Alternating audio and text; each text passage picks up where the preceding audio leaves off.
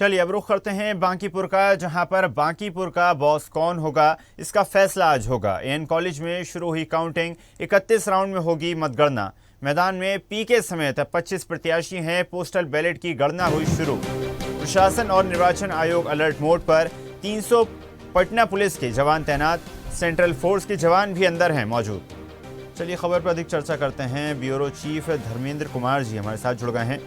धर्मेंद्र जी, जिस प्रकार कयास लगाए जा रहे थे कि हिंसक गतिविधियां देखने को मिल सकती हैं, एक त्रिकोणीय मुकाबला यहां पर देखने को मिल रहा है और कुछ वैसी ही तस्वीरें सामने आई। वोटिंग का दिन जितना ज़्यादा महत्वपूर्ण होता है उतना ही ज़्यादा महत्वपूर्ण काउंटिंग का दिन होता है। आज किस प्रकार के कयास हैं? क्या किसी प्रकार का अलर्ट जारी किया गया है? क्या हिंसक गतिविधियां आज हो सकती हैं? बल्कि भाई मैं बता दूं कि जिस तरह से मतदान के दौरान जिस दोनों पार्टियां यानी भाजपा और जन स्वराज की समर्थक जिस तरह से आपस में भिड़े थे, तो जाहिर सी बात है कि आज मतगणना आरंभ हो गई है। और आरंभ होने के पहले से ही दोनों समर्थक अपने आसपास में एक दूसरे के गुट टोली बनकर खड़े हैं। अभी की स्थिति तो जाहिर सी बात है कि प्रशासन को पहले से ही अंदेशा है कि दोनों पार्टियां कहीं न कहीं एक दूसरे के आमने सामने हो सकते हैं। यही कारण है कि पटना पुलिस काफी अलर्ट मोड में है। हर जगह मतदान केंद्र के साथ साथ जो है आसपास चौक चौराहे पर भी गश्ती तेज कर दी गई है, ताकि किसी प्रकार की अप्रिय घटना घटित ना हो सके। रह गई मतगणना जो है 8 बजे से आरंभ हो चुकी है। यहाँ की जो सत्तारूढ़ की पार्टी जो है वो भाजपा से नीरज कुमार सिन्हा, जन स्वराज से खुद संस्थापक। अब जाहिर सी बात है कि कितनी ये चुनाव कितना बिहार नहीं बल्कि भारत के लिए महत्वपूर्ण है। अब जाहिर सी बात है, सोचने की बात है कि भारत के तमाम जो है भाजपा के जो राष्ट्रीय अध्यक्ष है उनका ये सीट है। और चूंकि ये सीट पर पहले 5 बार वो खुद प्रतिनिधित्व कर चुके हैं, नितिन नवीन, और उनके पिताजी भी चार बार प्रतिनिधित्व कर चुके हैं। यानी 45 वर्ष का ये है कि तो पिता और पुत्र दोनों मिलकर इस क्षेत्र का प्रतिनिधित्व कर चुके हैं, तो इसलिए ये महत्वपूर्ण और अधिक हो गई है। वहीं जो है जनस्वराज के संस्थापक स्वयं जो है चुनाव मैदान में आके जो है आज मतगणना के हॉल में हैं, तो पीके प्रशांत कुमार, तो निश्चित रूप से ये दोनों की प्रतिष्ठा बन गई है। यहाँ तक कि राजद भी कम नहीं है, राजद भी इस होड़ में है। लेकिन जो स्थिति देखने को मिलती थी मतदान केंद्र में, जो देखा गया था कि हर बूथों पर कहीं न कहीं दोनों आमने सामने भिड़ नहीं गए थे, बल्कि नारेबाजी तक हुई थी, लाठी डंडे थोड़ा चला था। तो इन बातों को देखते हुए विशेषकर प्रशासन अलर्ट मूड में है, क्योंकि कभी भी दोनों पक्ष कहीं भी किसी परिस्थिति में आमने सामने हो जाएंगे। जबकि प्रशांत किशोर जो है खुद एसएसपी पर भी आरोप लगा चुका है कि मेरा फोन उठाते नहीं है, जबकि एसएसपी का कहना है कि उनका फोन आता है तो मैं खुद उठाता हूं, चूंकि वो दबाव बनाने के ख्याल से मुझ पर बार बार फोन करते हैं।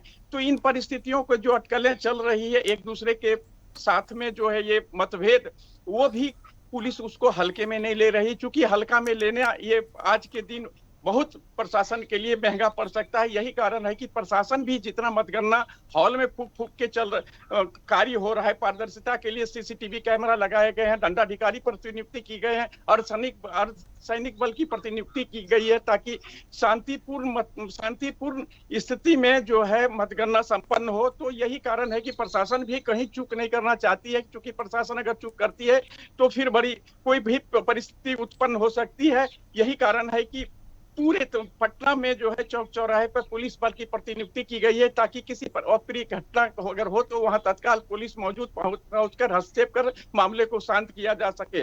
वहां के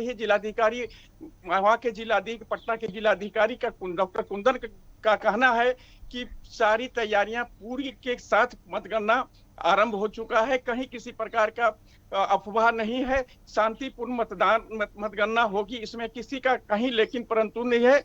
लेकिन रह गई सुरक्षा की बात की जो मतगणना हॉल सहित आसपास क्षेत्रों में भी सुरक्षा व्यवस्था कड़ी कर दी गई है, प्रकार का आपस में समर्थक न भिड़ सके, इन स्थिति को देखते हुए पूरी पटना में अलर्ट मूड में, हाई अलर्ट मूड में कर दिया है, ताकि कहीं पर किसी प्रकार का आप दोनों समर्थक, जन स्वराज और भाजपा का समर्थक आमने सामने न हो। अगर हो तो उसको डील कर लिया जाए, दोनों समझा बुझाकर मामले को शांत कर दिया जाए। ये स्थिति बनी हुई है जी अभी पटना की।